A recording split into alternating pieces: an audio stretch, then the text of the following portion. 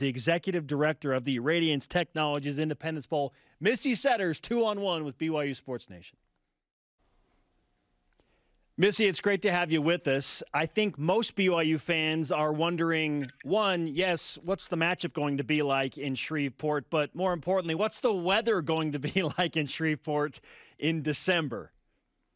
Well, I'll tell you, the last couple of days have been a little cool compared to what we've had. But I think bowl week is supposed to be in the 70s and some sunshine mixed with maybe a little chance of rain. But right now it should be warm.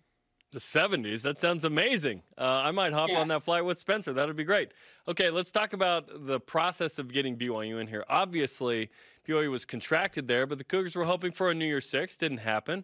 And then there was some talk of perhaps a different bowl game. Who knows? But in the end, it is the Independence Bowl where BYU was originally contracted. Anyway, so kind of walk us through what it was like navigating, getting BYU into the bowl game. Well, it was, watching throughout the year, it was obviously exciting to see what a great program they have, and watching the games and how dominant they were. For us, it was a wait and see process if they were going to get into the New Year's Six. And so we were tracking that and trying to keep up with it. Looking forward to hosting them. We had some of their administrators in June of this year so they could go ahead and do an early site visit, sort of in anticipation of a quick turnaround for us once we knew who the teams were. And so just keeping up with things as it went along during the season and being prepared for just about anything. And then also, the benefit of having them in earlier in the year as opposed to trying to get them in this week to go through all of the site visits. Missy Setters is the executive director of the Independence Bowl. She's with us on BYU Sports Nation. The Cougars draw the Blazers of UAB out of Conference USA. Were there any other teams that were close to taking UAB's spot? If so, who were they? Well, we had scouted a number of teams from Conference USA throughout the season.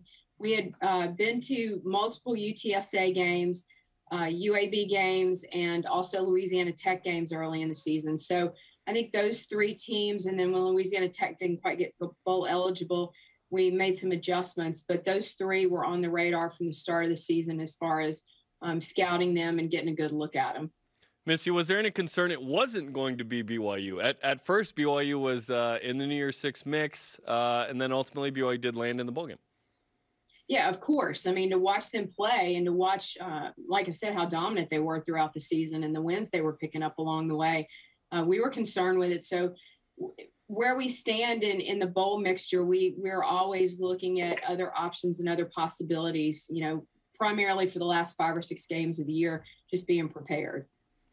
Other than the actual bowl game, what do fans need to prepare for and expect in Shreveport, Louisiana? Because you are the insider that can tell them where to go and what to do and probably what to eat. Well, first of all, we have great food. Lots of Creole Cajun food. We're about 15 miles from Texas, so there's a lot of great barbecue, Tex-Mex, Cajun Creole, just about anything that you can imagine. So it's typical Louisiana where you expect good food, good cuisine, and everybody here is very friendly. And we have a number of events lined up depending on when people are getting into town. And you can go to our website at independencebowl.org or Radiance Technologies independencebowl.com to look at the schedule of events. Missy. We have a big game show that's coming up in next week, and that's where we bring in a group from Atlanta to do kind of Family Feud style games between the players. Nice. And it's a lot of fun. It's really cool, and they get into it. At first they kind of walk in like they don't know what to expect, and the minute the first question is asked and there's a winner and a loser, then it's competition, so it's on. And that's always a lot of fun, and the players really get into it and enjoy it a lot. And there's some audience participation too. Next to that, we also have the night before the game, we have our, we call it Rally on the Red, which is a combination of events. We have concerts starting at 5 o'clock in our Red River district here in the Shreveport side of the river. And we'll have 3 different musical acts that night. And it culminates with Dan Smalley, who starts at I believe, 8 o'clock. On the other side of the river, we'll have a mini Mardi Gras parade in our Boardwalk Outlets Mall. And so that will go down the boardwalk outlets, and then we'll move the floats across the river into the Red River District, and they'll be static there. And so while we have the concerts going on this side, the Mardi Gras parade will start over there, come across the river. And then we also have a pep rally and battle of the bands under our Texas Street Bridge next to the river in the entertainment district here. So that's always a lot of fun. And then Dan Smalley, the finale act, will start right after the battle of the bands and the pep rally. It's a lot of fun. It's in an area that's it gets really loud and a lot of fun with the bands in there and the cheer squads in there. And we've had a great time with that event. And this year it's enhanced even bigger. So we're looking forward to that. Missy, that food sounds amazing, and I never thought BYU and Mardi Gras would ever connect in any way ever. So this is a great situation for BYU. The Cougars are ranked 13th in the college football playoff rankings, the highest ranked team to ever play in the Independence Bowl. What does it mean to have a team like that in the bowl game?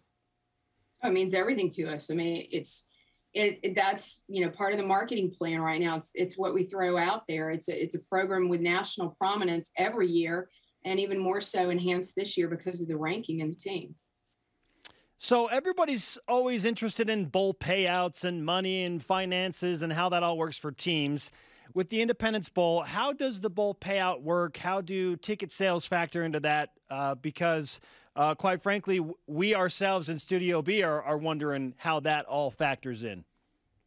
Well, we don't, because of confidentiality and agreements, we don't throw numbers out there. But what I can say is that the tickets, we sent thousands of tickets out Monday morning to BYU. They keep all the revenue off of the ticket sales, and we're prepared if there's a need for more tickets to send those to. So it's a combination of cash and ticket value and keeping the revenue off of those tickets. Sorry, Jerem, what does the game mean to the community of Shreveport, and how does it help in that regard? Well, bowl games are seen as festivals, events. For example, for us, we do a number of events throughout the year, youth clinics, tennis tournaments, kickoff dinners, bringing in high-profile speakers. We did a flag football fundraiser this year for local nonprofits. But for us, it's the culmination of everything that we do throughout the year coming together in this 1 week of festivities. It's economic impact. It's, filling up hotel rooms in what is traditionally the slowest season for hotels in just about any market. And it's bringing people in who maybe have preconceived notions, who've heard certain things, but they've never actually been here, and showing them the hospitality that we have to offer in this area. And so it means a lot to us. We've been around for 45 years. We're the 11th oldest bowl game out there, and it means a lot to this community and the people here. Let's talk about the bowl swag for the players. What kind of swag are they getting this year? Well, they get the traditional bowl watches, and then I think it's a fossil watch. And we do logoed footballs for them. We do these beanies that they'll get more use out of at BYU than they will here. And especially during bowl week, there won't be a need for them. And then we also do the gift suites where they can go through it. Our partner will go on campus and set it up. And there's a few hundred items that they can choose from there. It's on a point system. So they go in there and they can choose different items. Some of the players get stuff for themselves, and some of them will use it for Christmas presents for their family. So it's a pretty cool thing to see them go through the bowl suite if they do it here or on site at their schools. Missy Setters is the executive director of the Independence Bowl. She's with us on BYU Sports Nation. Obviously, Missy, you're very well tuned into how BYU brings fans and how many tickets they can sell. What type of a turnout do you expect between both fan bases for the 2021 edition of the Independence Bowl? Well, I hope it's going to be strong. Yes, we know what it's like for BYU fan bases to travel. I was in New Orleans in 2017 when BYU played LSU, and BYU fans were everywhere. Everywhere we went, it was packed with BYU fans. So we're looking forward to that and hosting the fans and hosting the team here. As far as UAB, it's only 6 hours down the road. It's an easy trip down I-20. So we're hopeful that they will have a strong contingent of fans here too. We do believe BYU will cross the 50, unlike the 2017 game against LSU, Missy. That's the good news. Well, I'm still hurting from the 2012 game where LSU didn't cross the 50. It happens. Missy, it's great to talk to you. We appreciate the time and the insight. We look forward to a fun time in Shreveport, Louisiana. Thank you. Y'all take care.